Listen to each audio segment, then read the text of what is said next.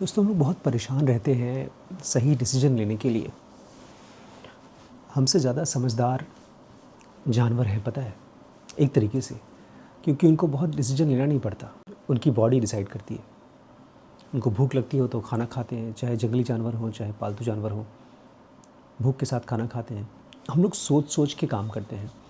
हमारे सामने अगर दो खाना आ जाए, दो डिश आ जाए, तो कंफ्यूज हो जाते हैं। मन तो करता है ये स्वादिष्ट खाना खाने का, लेकिन दिमाग में ये है कि हम हेल्दी खाना खाएंगे। लेकिन ये कन्फ्यूजन बहुत आसानी से आप सॉल्व कर सकते हैं। अपने ब्रेन में ना अपनी फीलिंग को अपने अंदर की फीलिंग को गहरे से महसूस करिए। मैं आपको एक एग्जांपल दिखाता हूँ। दोस्तों, मैं बहुत किताबें पढ़ता हूँ, आप जानते ही हैं। बट किताबों में भी जो मुझे सबसे ज़्यादा पसंद है किताबें, वो है बायोग्राफीज़, क्योंकि उसमें एक आदमी की पूरी लाइफ की स्टोरी होती है और हम सब लोगों को स्टोरीज़ पसंद है। मेरे पास अभी 3 लोगों की बायोग्राफी है। एक है जिड्डू कृष्णमूर्ति, दूसरे हैं रमन महर्षि, और अभी रैंडमली मुझे मिल गई एक ऊपर पड़ी हुई थी, इलॉन मस्क। ये सबसे ज़्यादा मोटी है, लेकिन मेरी फेवरेट बायोग्राफी है कृष्णमूर्ति की। ये 2 सेट है बेसिकली। एक तो मेरे ल्यूटियंस ने लिखा है और एक पुपुल जयकर जी ने लिखा है। इन दोनों को मैंने पढ़ा है, 2 बार पढ़ा है। और वहीं पर इलॉन मस्क की बायोग्राफी मैं एक बार भी कंप्लीट नहीं कर पाया हूँ। निशान भी लगा होगा, स्पेस एक्स। हाँ, 46 चैप्टर तक मैं कंप्लीट कर चुका हूँ। लास्ट के भी कुछ पेजेस हो चुके हैं। हाँ, आधी बुक कंप्लीट हो चुकी है ये वाली। लेकिन उससे भी ज़्यादा पावरफुल मुझे लगी रमन महर्षि की बायोग्राफी। पतली सी छोटी सी बुक है, आर्थर ऑसबॉर्न ने लिखी है। मैं समझ लीजिए पिघल गया जब मैंने इसको पढ़ा, ख़ासतौर से इसको और मेरे ल्यूटियंस को। होता क्या है कि हमारी पर्सनैलिटी और हमारी वासनाएं डिसाइड करती हैं कि हम क्या चीज़ करेंगे, क्या चीज़ छोड़ेंगे। मुझे याद है बचपन में, जब मैं बचपन में नहीं, मैं MBBS कर रहा था, तो मेरे कॉलेज में एक लड़की थी, उसको मैं बहुत प्यार करता था, मतलब उसको बहुत पसंद करता था।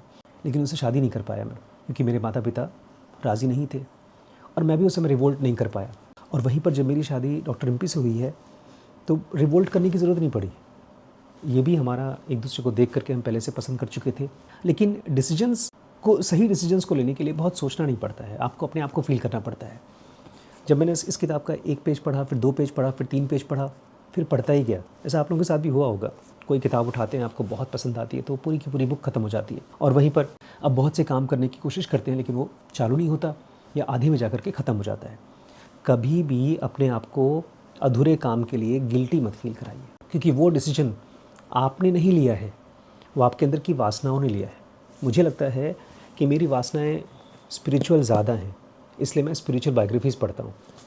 वहीं पर अगर कोई आदमी पूरी तरह से बिज़नेस की वासनाओं से भरा होगा, तो इलॉन मस्क की बायोग्राफी पढ़ेगा या स्टीव जॉब्स की बायोग्राफी।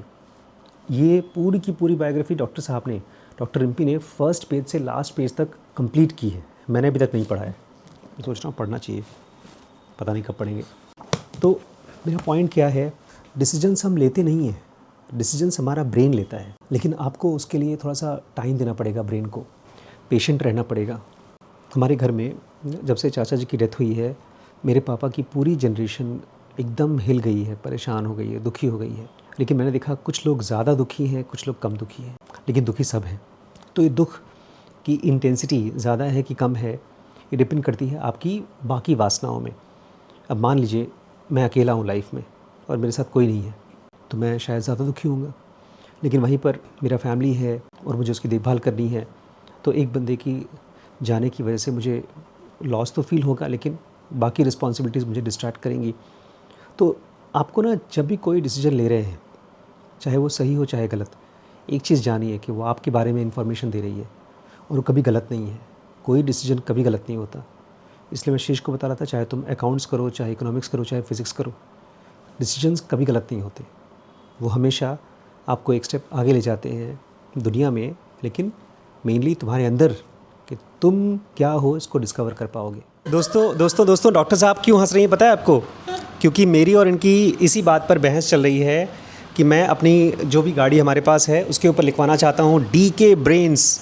और मैं इनसे कह रहा हूँ, एक तरफ हम लोग DK ब्रेन्स लिख देते हैं और दूसरी तरफ रिम्पी स्कैन, तो ये बोल रही हैं गाड़ी गंदी लगेगी। सर बहुत ख़राब लगेगा, ऐसा लगेगा वो जो हायर कर लेते हैं ना, सुबह गाड़ी वाला आया कचरा निकाल टाइप का लिखवा देंगे गाड़ी पे। तो दोस्तों, जब आप लोग किसी बड़े होटल में जाते हैं, किसी भी बड़े होटल में, ताज में या किसी बड़े होटल में, उनकी गाड़ियाँ होती हैं, उस पर लिखा होता है ताज होटल। ये देखिए दोस्तों, साइड में लिखा ये रहा ताज की। हाँ, ऐसे ही हम लोग भी लगवा लेते हैं। लेकिन दोस्तों, हम भी ऐसे अपना एक नया सा लोगो बनाएंगे और चिपका देंगे। क्या बोलती हो रिम्पी? फाइनल पक्का हो गया?